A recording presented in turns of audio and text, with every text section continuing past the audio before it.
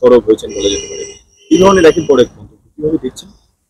দেখুন না, তৃণমূল দলে এরা হচ্ছে আগাছা, ফলে স্বাভাবিকভাবে এদের মন্তব্য নিয়ে এখানে আলোচনা করা মানে ও সময় নষ্ট করা আপনাদের। এদের মন্তব্যের উপরে দাঁড়িয়ে রাজ্যের কোনো কিছুই তার সিদ্ধান্ত হবে না। ফলে আমি বলবো যে এই সমস্ত মন্তব্য উপেক্ষা করা দরকার। যার মন্তব্য নিয়ে আলোচনা করা যেতে পারে বা করা হয় সেটা হচ্ছে রাজ্যের মুখ্যমন্ত্রী। রাজ্যের মুখ্যমন্ত্রী যেটা ডাক্তারবাবুদের সাথে করেছেন, জুনিয়র ডাক্তারবাবুদের সাথে করেছেন, সেটা ব্যক্তিগতভাবে আমি মনে করি, আমি এটা বলবো না যে জুনিয়র ডাক্তারবাবুরা কি মনে করছেন, সেটা হচ্ছে প্রতারণা।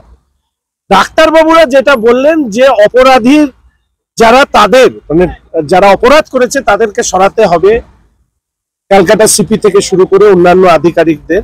আর উনি সাংবাদিক সম্মেলন করে বলছেন যে ওরা যা চেয়েছে আমি সেই মতো ওদেরকে পোস্টিং দিয়েছি।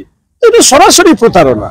এই আন্দোলনের মর্যাদা হানি হয়েছে রাজ্যের মুখ্যমন্ত্রীর এই বক্তব্যে।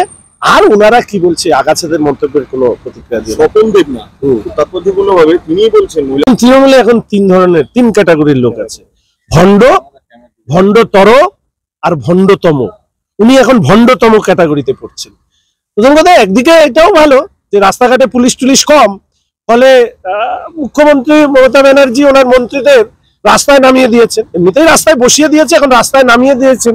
তারা এখন রাস্তাঘাটে ঘুরে ঘুরে দেখে বেড়াচ্ছে মেয়েরা কোথায় কি খাচ্ছে না খাচ্ছে, আবার কি এরপরে বলবে কোন ব্র্যান্ড খাচ্ছে।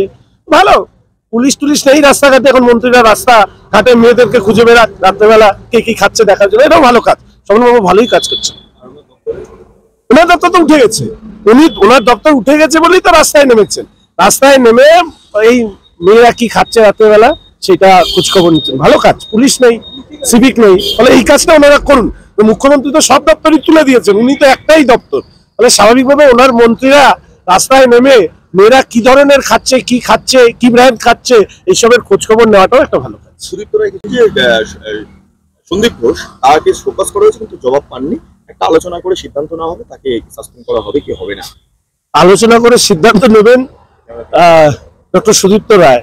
মুশকিল হচ্ছে তো ওনাকে নিয়ে সিদ্ধান্ত নেওয়ার জন্য তো সিবিআই বারবার করে ওনার বিভিন্ন জায়গায় দপ্তরে নার্সিংহোমে হানা দিচ্ছে। ফলে কে কাকে নিয়ে সিদ্ধান্ত নেবে সেটা তো পরে দেখা যাবে। ফলে ওনাদের সিদ্ধান্ত, ওনাদের আলোচনা, ওনাদের সিদ্ধান্ত থাকুক, বরঞ্চ আমরা অপেক্ষা করি সুপ্রিম কোর্টের সিদ্ধান্ত। তার উপরে দাঁড়িয়ে উনি বলছেন আক্তার আলী যে অভিযোগটা করেছিলেন প্রথমে গুরুত্ব দিয়ে দেখিনি। চোর পালালে বুদ্ধি বাড়ে নাকি ওনার দিকে টান পড়েছে বলে এখন এই সমস্ত কথা বলছেন? এই সমস্ত কথা বলে এখন লাভ নেই। এখন ওনার বিভিন্ন নার্সিংহোম ইত্যাদিতে যে তল্লাশি হচ্ছে সেখানে বিভিন্ন তথ্য উঠে আসছে, তার মধ্যে মারাত্মক হচ্ছে যে সরকারি হাসপাতালের জিনিসপত্র তার নার্সিংহোমে কি করে গেল সেই নিয়ে। ফলে আগে নিজে পরিষ্কার হন উনি, তারপরে উনি অন্যের ব্যাপারে কি বলছেন সেটাকে নিয়ে ভাবা যাবে। জুনিয়র ডাক্তাররা আবার নবান্নে মেল করেছিল, তাদের আজকে আবার বৈঠক, আবার তারা বসতে চান, আন্দোলন তো করছেন।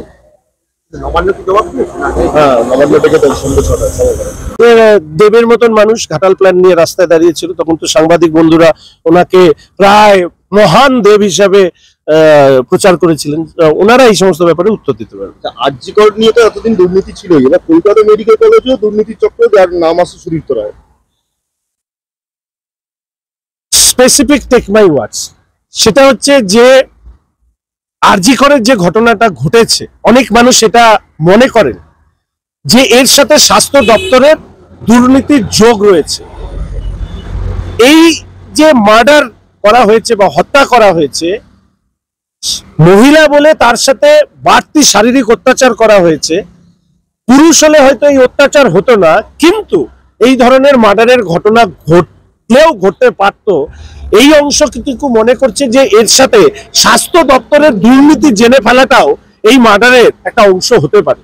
ফলে আপনি যে বলছেন আরজিকর, ক্যালকাটা মেডিকেল কলেজ, আমি নর্থ বেঙ্গলের ছেলে, north Bengal medical college, Uttarbanga lobby, কোভিডের সময় কোটি কোটি টাকার ৯/৬ কেন্দ্রীয় সরকারি প্রকল্পের যে টাকা মেডিকেল কলেজগুলোতে আসে সেই টাকার ৯/৬ করা, জিনিসপত্রের দাম কয়েকশো গুণ বাড়িয়ে তোলা।